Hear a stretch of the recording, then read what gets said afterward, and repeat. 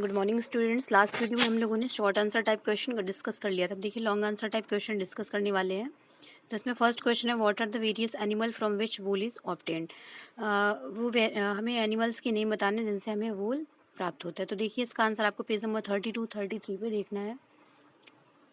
देखिए यहाँ पे लिखा है वूल is most commonly obtain from सीप, है ना। वूल मोस्टली मतलब ज़्यादातर सीप से ही मिलता है। डिफरेंट ब्रीड्स ऑफ सीप प्रोवाइड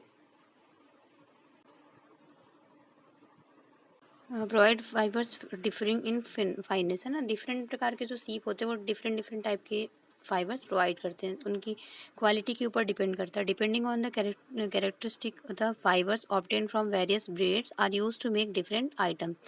और जो भी डिफरेंट डिफरेंट प्रजातियों से जो मिलते हैं, वूल मिलते हैं, उनका यूज़ करके डिफरेंट आइटम भी बनाए जाते हैं।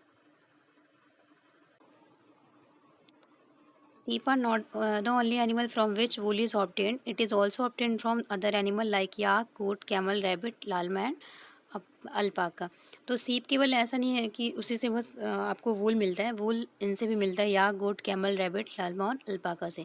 तो ये आंसर आपको यहाँ तक राइट डाउन करना। अब देखिए नेक्स्ट क्वेश्चन है। देखिए नेक्स्ट क्वेश्चन है, how the fleece obtain from sheep is turn into wool. जो फ्लीस होता है मतलब उनकी जो स्किन रेसे होते हैं वो तो निकाल लिए जाते हैं उनसे, सीप से, है ना। और फिर उनको कैसे वूल में कन्वर्ट किया जाता है उसका आंसर बताना है आपको। तो ये पेज नंबर 34 पे देखना है। तो देखिए आंसर यहाँ से स्टार्ट है और यहाँ तक आपको राइट डाउन करना है। अब उसको एक्सप्लेन कर देते हैं। The fleece of the sheep along with the thin layer of skin is removed from its body. जो फ्लीस होता है सीप की बॉडी से रिमूव कर दिया जाता है। This process is called shearing. इस प्रोसेस को सीरिंग कहा जाता है। Large razors and shearing machine similar to the equipment used by the barbers and used to shave off hair. और लार्ज रेजर जो होते हैं उसका यूज़ करके और मशीन का यूज़ करके उनकी बॉडी से हेयर को रिमूव किया जाता है, हटाया जाता है। Usually hair are removed during the hot weather. और ये मुख्यतः जो है उनकी बॉडी से हेयर को, बाल को हटाया जाता है हॉट वेदर में, मतलब गर्म मौसम में। This enables the sheep to survive without their protective coat of hair. क्योंकि ये जो हेयर होते हैं जब उनकी बॉडी से हट जाते तो वो अपने हेयर से ही प्रोटेक्शन उनको मिलता है, तो इस तरह वो सर्वाइव नहीं कर सकते। The shearing does not hurt the sheep because the top most layer of the skin is dead and the hair of the sheep can again grow in the same way as our hair grows. जैसे हमारे बाल बढ़ते हैं वैसे ही उनके बाल भी बढ़ते हैं। और ये सीरिंग करने से मतलब छिलाई करने से उनको दर्द नहीं होता है, क्योंकि जो उनकी स्किन होती है वो डेड होती है, उनके हेयर भी फिर से ग्रो कर जाते हैं। The animal are held on a wooden board and their fleece is cut. देखिए यहाँ पे बताया गया वुडन बोर्ड यहाँ पे रखा होता है, एक लकड़ी का बोर्ड बड़ा सा रखा होता है, उसी पे एनिमल्स को रख के उनको उनके फ्लीस को कट किया जाता है। ये देखिए पिक्चर में बताया गया। अब देखिए नेक्स्ट है, फिर फ्लीस मतलब कट करने के बाद the hair skin is sent to factory where hair is different texture separated. फिर क्या होता है, जो बाल कट कर लिए जाते हैं उसको इंडस्ट्री में डाला जाता है और वहाँ पे अलग अलग किया जाता है कि डिफरेंट डिफरेंट ब्रेड के डिफरेंट डिफरेंट होते हैं, तो उनको सेपरेट किया जाता है, अलग अलग किया जाता है। Birds remove from the hair, जो भी हेयर उनकी बॉडी से रिमूव किए गए हैं। तो ये आंसर आपको यहाँ तक करना। अब देखिए नेक्स्ट क्वेश्चन है, state the various characteristic of wool. Wool की आपको विशेषताएं बतानी है। तो ये आपको पेज नंबर 35 पर आंसर देखना है। देखिए फर्स्ट कैरेक्टरिस्टिक बताया गया ड्यूरेबिलिटी, है ना। ड्यूरेबिलिटी का मतलब होता है ये काफ़ी टाइम तक चलते हैं, ड्यूरेबल होते हैं। देखिए नेक्स्ट है कंफर्ट। तो वूलन क्लॉथ जो होते हैं वो कंफर्टेबल होते हैं, सॉफ्ट होते हैं, इसलिए उनको पहनने में आरामदायक लगता है। तो देखिए नेक्स्ट क्या है, फ्लेमेबिलिटी होता है। फ्लेमेबिलिटी मतलब ये जो वूल क्लॉथ्स होते हैं वो अंदर से बहुत गर्म होते हैं, जब उनको पहन लेते हैं तो हमारे अंदर ऐसा लगता है कि गर्मी आ गई। और फ्लेम फ्लेम मतलब होता है एक लॉ टाइप का, तो वो रहता है इनमें। फिर नेक्स्ट है केयर। तो वुलन क्लॉथ्स की हमें केयर करनी पड़ती है। जैसे हम कोई स्वेटर वगैरह पहनते हैं तो उसमें ऑयल या फिर कुछ भी लग जाता है तो हमें उसे ड्राई क्लीन ही कराना चाहिए। नेक्स्ट है कॉस्ट। तो ये आपको 5 कैरेक्टरिस्टिक्स यहाँ पे बताई गई है, ये आपको यहाँ पर यहाँ तक राइट डाउन करना है।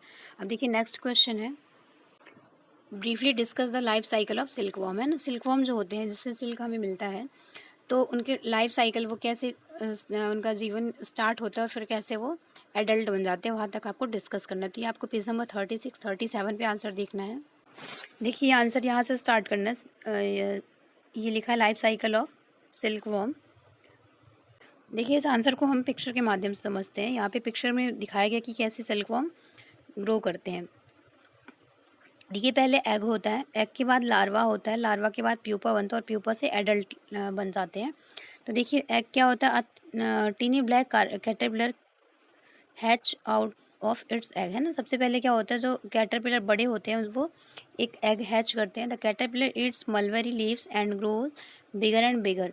फिर क्या होता है, जो कैटरपिलर होते हैं वो मलबेरी लीव्स खाते हैं, फिर जो एग होता है उसको बड़ा करते जाते हैं। The caterpillar spins a cocoon of silk thread around itself, है ना। फिर क्या होता है, जो कैटरपिलर होते हैं वो स्पिन करते हैं, घूमते हैं, और जिससे क्या होता है, जो सिल्क थ्रेड होता है वो उनके चारों तरफ स्पिन होता जाता है, घूमता जाता है, और इस तरह से वो कोकून का रूप ले लेते हैं। Inside the cocoon the caterpillar change into a pupa. फिर देखिए जो कोकून होता है उसके अंदर ही कैटरपिलर एक आकार ले लेता है और जिसे प्यूपा बोलते हैं। The pupa change into a moth, the moth comes out of the cocoon. फिर ये जो प्यूपा होता है उसके अंदर क्या होता है, मॉथ छोटे छोटे कीड़े बन जाते हैं और वो कॉकून से बाहर आ जाते हैं। The adult moths meet with each other. फिर देखिए ये इस तरह से रूप ले लेते हैं, इसे एडल्ट बोलते हैं, और यही सिल्क वॉर्म होते हैं, सिल्क वॉर्म होते हैं। The female moth lays many tiny eggs. और इस तरह से जो फीमेल होते हैं मोथ्स, वो बहुत सारे छोटे छोटे एग को रिलीज करते हैं, बनाते हैं। तो ये आंसर आपको राइट डाउन करना है यहाँ तक। देखिए next question, briefly explain the process of conversion of cocoon into silk. Cocoon जो है वो कैसे सिल्क में कन्वर्ट होता है, वो आपको प्रोसेस बतानी है। इसका आंसर आपको पेज नंबर 38-39 पे देखना है।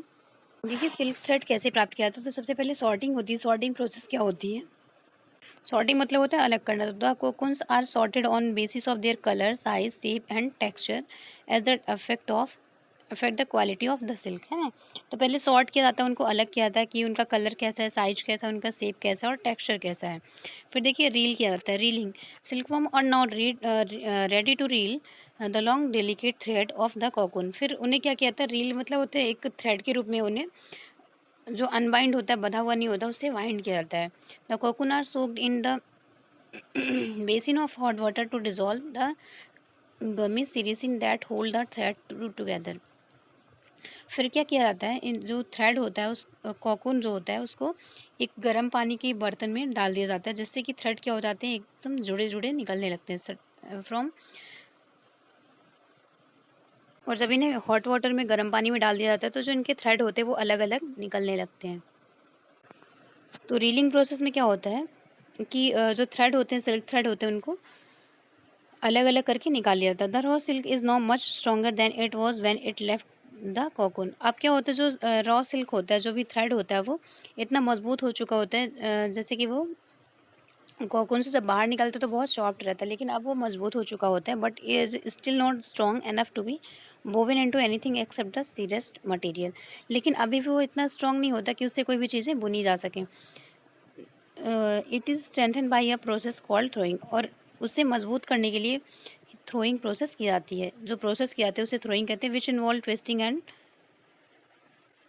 Doubling it to the required strength and thickness. फिर क्या होता है, जो भी रिक्वायर होता है कि हमें कितने बड़े थ्रेड की आवश्यकता है, कितने मोटे थ्रेड की आवश्यकता है, तो उसको उसके अकॉर्डिंग बनाया जाता है। ये देखिए यहाँ पे पिक्चर में बताया गया कि थ्रोइंग कैसे किया जाता है। तो ये आंसर आपको यहाँ तक राइट डाउन करना है। फिर देखिए नेक्स्ट क्वेश्चन है। तो इस तरह से आपके लॉन्ग आंसर क्वेश्चन कंप्लीट हो चुके हैं। अब हम अगले एक्सरसाइज नेक्स्ट वीडियो में डिस्कस करते हैं। Thank you.